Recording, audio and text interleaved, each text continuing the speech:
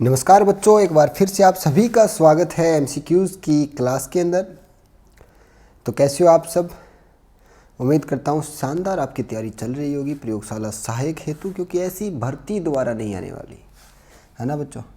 शानदार तैयारी करो, हो सके उतनी शानदार तैयारी करो, क्योंकि बच्चों इसके जैसी भर्ती आपको दोबारा नहीं मिलेगी। कैसे सर? पहली बात तो ये जॉब इस तरह का जॉब है कि इसके अंदर आपको जो आपका जो वर्क प्रोफाइल है, आपको जो काम आपको जो करना होगा वो बैठे रह के करने वाला काम है। यानी कि इसी जॉब के साथ साथ आप पढ़ाई कर सकते हो और इनकम के सोर्स ढूंढ सकते हो, कोई भी बड़े एग्ज़ाम की तैयारी आप कर सकते हो। तो बड़ी शानदार भर्ती है लैब असिस्टेंट की, प्रयोगशाला सहायक की बड़ी ही शानदार भर्ती है ना। तो कोई भी कसर मत छोड़ो, जहाँ से भी प्रैक्टिस कर सको क्वेश्चंस की प्रैक्टिस करो, और अपनी क्लास तो बिल्कुल छोड़नी ही नहीं है। तो बच्चों अपन टॉपिक शुरू कर चुके थे, कौन सा? Chemical equilibrium. और केमिकल इक्विलिब्रियम का ये फर्स्ट एमसीक्यू का अपना क्लास है ना। तो चलिए शुरू करते हैं पहले सवाल से। सवाल आपके सामने नहीं है। बोला सर सवाल आपके सामने क्यों नहीं है? तो बच्चों सवाल मैंने आज लिखे नहीं। एक बच्चे की फरमाइश है कि सर आप हमें क्या करते हो, हमेशा एक सवाल देते हो और फिर 4 ऑप्शन देते हो। और आज आप क्या करो कि एक क्लास ऐसी हमारी करके देखो कि जिसके अंदर सवाल आप केवल लिखो, है ना। सवाल लिखो केवल, या हमें बोल के बताओ। हम क्या करेंगे, उस क्वेश्चन का आंसर गैस करेंगे, सोचेंगे दिमाग में कौन सा हो सकता है। तो इससे हमारी तैयारी और ज़्यादा स्ट्रॉन्ग होगी। तो एक अपने क्या किया कि देख लेते हैं, चलो एक्सपेरिमेंट करके देखते हैं कैसा रहता है ये भी। और वैसे बच्चों अगर देखा जाए ना, इस बात पे यदि गौर किया जाए तो होता क्या है कि बेसिकली आप एमसीक्यू करते हो तो एक क्वेश्चन आपके सामने होता है, 4 उसके ऑप्शंस होते हैं। आप करते क्या हो, हमेशा एक क्वेश्चन पढ़ के और आपके सामने ही उत्तर है, उन्हीं में से उनका चुनाव करते हो, है ना। जितने ज़्यादा ऑप्शंस होंगे उतने ज़्यादा आप क्या करते हो, विचलित होते हो। आप देखो दुकानों में अगर आप कपड़े खरीदने जाओ तो क्या होता है, जितने ज़्यादा बड़ी शॉप होगी, जितने ज़्यादा आपके सामने कपड़े होंगे, आप कंफ्यूज उतने ही ज़्यादा होगे, है ना। यदि डायरेक्ट आप जो घर से सोच के जा रहे हो वही आपके सामने हो तो आप ले सकते हो। यानी कि आपके सामने केवल कम से कम चॉइसेस होना, कम से कम ऑप्शंस हो आपके सामने, तो आप कंफ्यूज कम होगे। तो देखते हैं, आज छोटा एक्सपेरिमेंट है, करके देखते हैं कौन कौन बच्चे इसमें एग्री करते हैं, कितनों का दिमाग इसमें चल पाता है। पहला सवाल मैं आपको पूछता हूं कि उन अभिक्रियाओं को क्या कहते हैं जो पूर्णतया 100% पूर्ण हो जाती है। बताओ जल्दी से, उन रिएक्शंस को क्या कहते हैं जो 100% पूर्ण हो जाती है? कमेंट करना है जल्दी से आंसर। क्या कहते हैं जो 100% पूर्ण हो जाती है? बताओ बच्चों। अनुत्क्रमणीय या उत्क्रमणीय? बताओ जल्दी से। तो ऐसी रिएक्शंस को कहते हैं अनुत्क्रमणीय रिएक्शंस। अनुत्क्रमणीय रिएक्शंस कह सकते हैं। और अनुत्क्रमणीय रिएक्शंस के लिए अपन क्या कह सकते हैं कि सर जो अनुत्क्रमणीय रिएक्शंस है t बराबर अनंत पे, यानी कि बहुत लंबे समय के बाद क्रियाकारकों की सांद्रता क्या हो जाती है, 0 हो जाती है ना। और सर और बताओ बच्चों, क्या सोच सकते हो आप अनुत्क्रमणीय अभिक्रियाओं के लिए? बोलो सर उत्पाद की सांद्रता t बराबर अनंत पे क्या होगी, उत्पादों की जो सांद्रता होगी वो क्या हो जाएगी, मैक्सिमम हो जाएगी। बिल्कुल सही है सर, कोई दिक्कत वाली बात नहीं है। चलो जी, नेक्स्ट सवाल आपसे पूछते हैं। आंसर आप एज्यूम करना, सोचना इसका आंसर क्या हो सकता है। दूसरा प्रश्न है कि उन अभिक्रियाओं को क्या कहते हैं, उन रिएक्शंस को क्या कहते हैं जो दोनों दिशाओं में चलती है। दोनों दिशाओं में चलने वाली रिएक्शंस को क्या कहते हैं? दोनों दिशाओं में चलने वाली रिएक्शंस को क्या कहते हैं? बताओ जरा, उत्क्रमणीय या अनुत्क्रमणीय?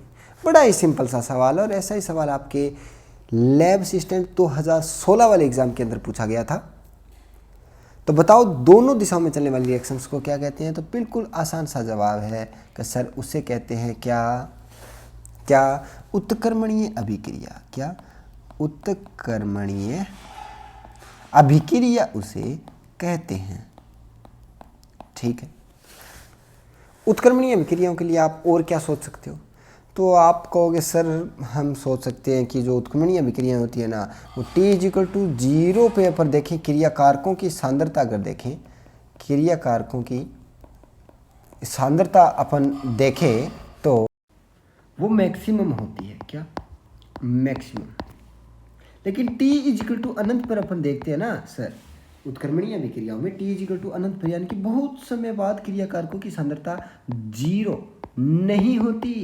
क्यों? क्योंकि थोड़ी समय बाद अभिक्रिया पश्च दिशा में भी चलना शुरू हो जाती है। तो ऐसी अभिक्रियाओं को हम क्या कहते हैं? उत्क्रमणीय अभिक्रिया। चलो जी, बहुत बढ़िया। नेक्स्ट 3 नंबर सवाल बताओ कि मैं आपके सामने एक रिएक्शन लिख रहा हूँ, क्या 2KClO3, इसको गर्म करते हैं और हमें प्राप्त होती है 2KCl + 3O2। तो इस अभिक्रिया का प्रकार बताना है कि उत्क्रमणीय अभिक्रिया है या अनुत्क्रमणीय अभिक्रिया है। जल्दी से कमेंट करके बताओ ये किस प्रकार की अभिक्रिया है। आपके सामने 10 सेकंड का समय है, क्योंकि ये फेमस एग्जाम्पल है। एक हर किताब में, NCERT के अंदर, बड़ी बुक्स के अंदर, हर जगह ये क्वेश्चन मिलता है। ये इन दोनों अभिक्रियाओं में से एक का एग्जाम्पल, या तो ये अनुत्क्रमणीय अभिक्रिया का एग्जाम्पल है या ये उत्क्रमणीय अभिक्रिया का एग्जाम्पल है। आपको सोचकर बताना है कि ये कौन सी अभिक्रिया का एग्जाम्पल है। जल्दी से करो, बताओ। बिल्कुल सही जवाब। तो जो बच्चे सोचते हैं कि ये अनुत्क्रमणीय अभिक्रिया का एग्जाम्पल है, क्या अनुत्क्रमणीय, जो बच्चे सोचते हैं अनुत्क्रमणीय अभिक्रिया के इरिवर्सिबल रिएक्शन का एग्जाम्पल है, तो बिल्कुल सही है। वो एकदम उनकी तैयारी बिल्कुल सही चल रही है। चलो एक एग्जाम्पल मैं आपको और देता हूँ, ये सोच के बताना आप। 2HI ये बना रहा है गर्म करके H2 और I2। ये अभिक्रिया बताओ आप कि ये अनुत्क्रमणीय अभिक्रिया का उदाहरण है या ये उत्क्रमणीय अभिक्रिया का उदाहरण है। बताओ जरा, बताओ बताओ बताओ, जल्दी से बताओ। बिल्कुल सही जवाब। एक ही बच्चे ने कमेंट नहीं करा। तो जो बच्चे सोचते हैं मन ही मन, जिसने कमेंट नहीं करा वो कमेंट करना चाहते हैं कि ये रिवर्सिबल रिएक्शन यानी कि उत्क्रमणीय अभिक्रिया का एग्जाम्पल है, उत्क्रमणीय रिएक्शन का ये एग्जाम्पल है, तो ये बिल्कुल सही है। किसी प्रकार की कोई समस्या नहीं है। ठीक है, चलो जी अगला सवाल करते हैं अपन। ये अपना हो गया 4th सवाल। ये 5th सवाल करते हैं अपन, 5वां सवाल।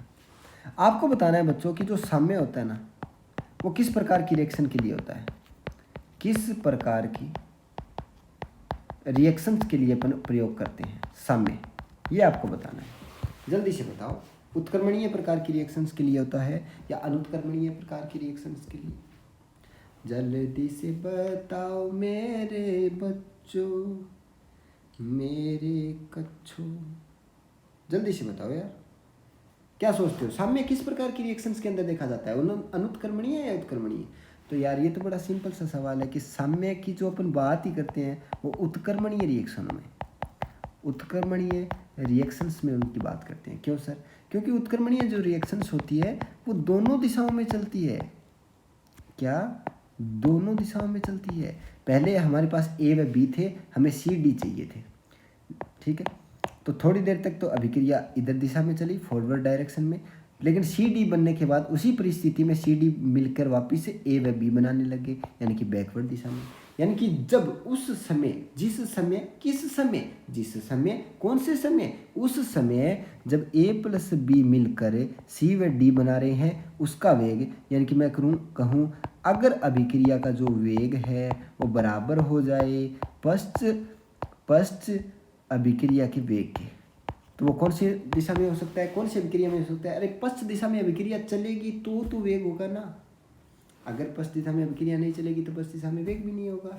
पश्च दिशा में वेग नहीं होगा तो अगर वेग के समान कैसे होगा? अगर ये दोनों समान नहीं होंगे तो साम्य स्थापित कैसे होगा? तो साम्य की प्रघटना में अपन कहते हैं कि यदि अगर दिशा में चलने वाली अभिक्रिया का वेग और पश्च दिशा में चलने वाली अभिक्रिया का वेग समान हो जाए, उसी परिस्थिति में क्या स्थापित होता है? साम्य।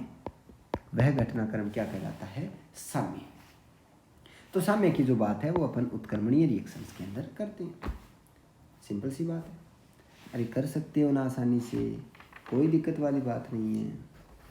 करें आगे, बताओ ज़रा। चलो जी, बड़ा ही सिंपल सा सवाल लेता हूँ मैं आपके सामने। सवाल है अपना कि जो ये अपनी रिएक्शंस होती है कौन सी, जो अपना ये साम्य पढ़ते हैं अपन, रासायनिक साम्य जो चैप्टर पढ़ते हैं, जो अपन रासायनिक साम्य पढ़ते हैं, रासायनिक जो साम्य अपन पढ़ते हैं वो किस प्रकार का साम्य पढ़ते हैं। इसमें अपन इसमें गतिक साम्य पढ़ते हैं या अपन इसमें स्थैतिक साम्य पढ़ते हैं। स्थैतिक, ये बताना है आपको किस प्रकार का साम्य पढ़ते हैं अपन। तो जो बच्चे चैप्टर को ध्यान से पढ़ रहे हैं, उनके बेसिक्स कंप्लीट हैं, जो बार बार रिवीजन कर रहे हैं, वो बच्चे इस सवाल का जवाब आसानी से दे सकते हैं। बताओ जरा, रासायनिक साम्य जो अपन चैप्टर पढ़ते हैं वो किस प्रकार का साम्य है। रासायनिक साम्य में किस प्रकार का साम्य अपन पढ़ते हैं। डायनेमिक इक्विलिब्रियम पढ़ते हैं या स्टैटिक इक्विलिब्रियम पढ़ते हैं, गतिक साम्य पढ़ते हैं या स्थैतिक साम्य पढ़ते हैं। तो बच्चों मैंने आपको बताया है कि अपन पढ़ते हैं कौन सा, गतिक साम्य, है ना। स्थैतिक साम्य कौन सा होता है, एक बॉक्स के ऊपर दोनों तरफ से बल लगाना, ये बॉक्स वहीं पे है, बल भी क्या है, एक फिक्स पोजीशन बनाए हुआ है, तो ये स्थैतिक साम्य। गतिक साम्य का मतलब क्या होता है, वो मैंने आपको पानी वाला एग्जाम्पल दिया था, है ना। ऊपर से एक नल से पानी पानी पानी हो रहा है, पानी हो नहीं रहा है, पानी आ रहा है, ठीक है, और नीचे भी इसमें छेद कर दिया, उतना ही पानी इसमें नीचे जा रहा है, तो लगातार मूवमेंट होती जा रही है ना। ये लगातार क्या हो रही है, मूवमेंट हो रही है, यानी कि गतिशील है, अपना तंत्र क्या है, गतिशील है। तो ऐसे साम्य को अपन कहते हैं गतिक साम्य या डायनामिक साम्य। बताओ बच्चों, किसी प्रकार की समस्या है, नहीं है, कर सकते हो आसानी से, बड़ा ही बेसिक सवाल है। तो अपन कौन सा साम्य पढ़ते हैं रासायनिक साम्य में, गतिक यानी कि डायनामिक साम्य अपन पढ़ते हैं। चलो जी, एक एग्जाम्पल मैं आपके सामने लिखता हूँ, आपको बताना है कि ये उत्क्रमणीय अभिक्रिया का एग्जाम्पल है या अनुत्क्रमणीय का। PCl5 ये टूट के बनाएगा क्या, PCl3 प्लस Cl2 गैस। बताओ जरा, ये भी गैस, PCl5 भी गैस। बताओ जरा, ये उत्क्रमणीय अभिक्रिया है या अनुत्क्रमणीय अभिक्रिया, जल्दी से बताओ मेरे कच्छाधारी नागो, मेरे नागराज, जल्दी से बता, मेरी चमेली। अरे यार देखो, निशान देखो अपन ने कौन सा लगा रखा है, निशान पे गौर करो। निशान कौन सा है, दोनों तरफ मुंडी वाला। अरे निशान कौन सा है, दोनों एक तरफ मुंडी हो तो इसका मतलब अनुत्क्रमणीय अभिक्रिया, यदि दोनों तरफ मुंडी हो तो इसका मतलब उत्क्रमणीय अभिक्रिया। तो ये कौन सी अभिक्रिया का एग्जाम्पल हो गया, उत्क्रमणीय रिएक्शन, है ना। बच्चों एक बात है, आप MCQ करते हो, यानी कि एक सवाल और उसके 4 ऑप्शंस, एक सवाल उसके 4 ऑप्शंस। ऐसे में क्या होता है कि आप कंफ्यूज बड़े ज़्यादा होते हो और आपकी तैयारी है ना इतनी स्ट्रॉन्ग नहीं हो पाती, आप किसी भी बात को लेकर उतना अधिक समझ नहीं पाते जितना आप डायरेक्ट समझ पाते हो। अभी आप हमेशा ऐसे करोगे ना, एक क्वेश्चन और उसका आंसर आप सोच के करोगे तो आप ज़्यादा सही उत्तर दे पाओगे कंपेयर टू ऑप्शंस देख के। ऑप्शंस आपको है ना बहका देते हैं, आपको विचलित कर देते हैं, लेकिन सिर्फ एक क्वेश्चन पढ़ के आप यदि आंसर सोचोगे ना तो हमेशा आपका दिमाग जो है वो सही आंसर निकालेगा। तो हमेशा प्रयास किया करो कि आप जब थ्योरी पढ़ो तो अपने दिमाग के अंदर क्वेश्चन बना लिया एक करो, एक क्वेश्चन बना लो, ठीक है, और उसका उत्तर देने का प्रयास किया करो। क्वेश्चन बना लो फिर उत्तर देने का प्रयास किया करो। तो ऐसे करोगे ना तो आपकी तैयारी क्या होगी, स्ट्रॉन्ग होगी, है ना। इसे बोलते हैं स्मार्ट स्टडी। क्या, स्मार्ट स्टडी। वही क्वेश्चन किया, ऐसे ही क्वेश्चन करते हैं ऑप्शंस वाले बच्चे, ऐसे ही क्वेश्चन करते हैं केवल क्वेश्चन वाले बच्चे। तो जो केवल क्वेश्चन पढ़ के आंसर करना सीख जाते हैं उनका सिलेक्शन श्योर हो जाता है 101%। और जो ये ऑप्शंस देख के सीधा खोल के लग जाते हैं ना बिना पेन कॉपी उठाए, उनका बस वो वैसे रहता है, एवरेज स्टूडेंट की तरह रहता है कि शायद हो जाएगा यार, हो भी सकता है अगर एक नंबर ऊपर नीचे, ऐसे लटका पंजू रहते हैं वो। तो अपने को लटका पंजू नहीं रहना, अपने को क्लियर कट करना है, ठीक है।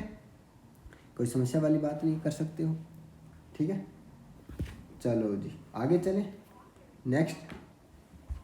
नेक्स्ट सवाल करते हैं अपन, कौन सा, सवाल नंबर 7।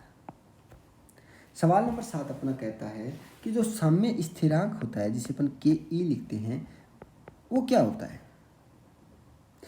तो बताओ जरा क्या होता है, सोच के देखो अपने दिमाग में साम्य स्थिरांक क्या होता है। साम्य स्थिरांक सर दो प्रकार के वेग स्थिरांक अपन पढ़ते हैं, एक तो फॉरवर्ड वेग स्थिरांक और एक बैकवर्ड वेग स्थिरांक, है ना।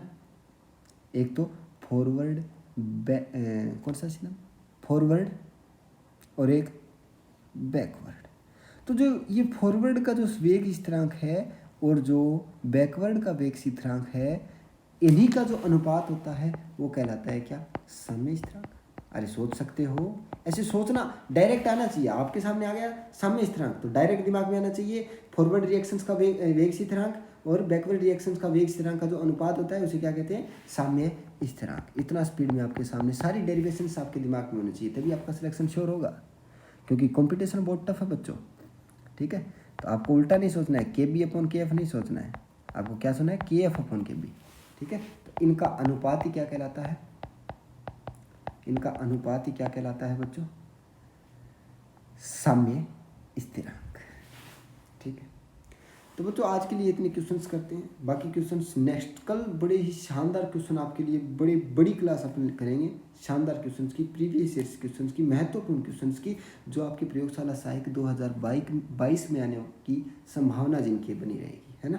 तो वो सारे क्वेश्चंस करेंगे और क्वेश्चन लगातार करते रहिए, अपनी क्लास बिल्कुल मत छोड़ें। मिलते हैं नेक्स्ट क्लास में, तब तक के लिए जय हिंद जय भारत।